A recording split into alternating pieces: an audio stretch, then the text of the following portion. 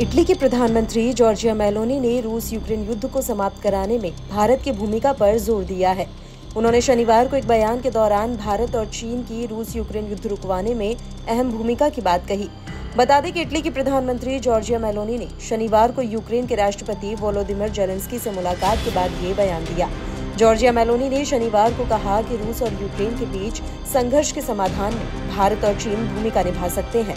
एक news channel के मुताबिक यूक्रेन के राष्ट्रपति वोलोदिमिर जेलेंस्की से मुलाकात के बाद एक सम्मेलन से इतर मेलोनी ने कहा कि मेरा मानना है कि संघर्ष के समाधान में चीन और भारत की भूमिका होनी चाहिए।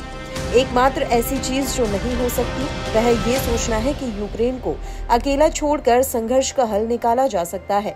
मेलोनी का ये बयान ऐसे समय में आया है जब रूस के राष्ट्रपति व्लादिमीर पुतिन ने गुरुवार को भारत का नाम उन 3 देशों में शामिल किया जिनके साथ वह यूक्रेन संघर्ष को लेकर संपर्क में है, और उन्होंने कहा है कि वे इस मुद्दे को सुलझाने के लिए ईमानदारी से प्रयास कर रहे हैं।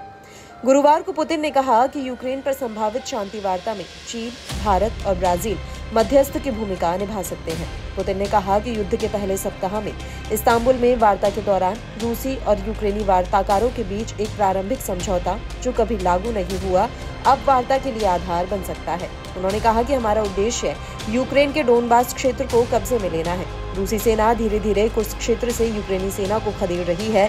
जॉर्जिया मेलोनी का ये बयान अब ऐसे समय में आया है जब रूसी राष्ट्रपति व्लादिमीर पुतिन ने गुरुवार को भारत का नाम उन 3 देशों में शामिल किया जिनके साथ वह यूक्रेन संघर्ष को लेकर संपर्क में है। उन्होंने कहा कि वे इस मुद्दे को सुलझाने के लिए ईमानदारी से प्रयास कर रहे हैं। गौरतलब है कि पीएम मोदी ने जुलाई में रूस और फिर अगस्त में यूक्रेन की यात्रा की थी, जहां उन्होंने न सिर्फ पुतिन से युद्ध को खत्म करने की अपील की बल्कि जेलेंस्की से भी ये कहा कि दोनों देश बिना समय गंवाए बात शुरू करें। जुलाई महीने में मॉस्को की अपनी यात्रा के दौरान प्रधानमंत्री मोदी ने यूक्रेन में संघर्ष को समाप्त करने के लिए समाधान खोजने के लिए रूसी राष्ट्रपति के साथ व्यापक चर्चा की थी।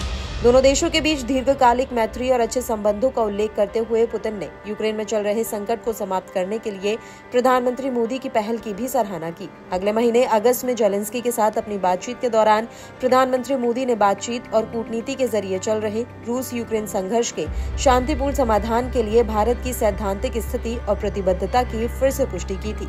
उन्होंने क्षेत्र में शांति की शीघ्र वापसी के लिए सभी संभव तरीकों से योगदान देने की भारत की तत्परता को भी दोहराया था।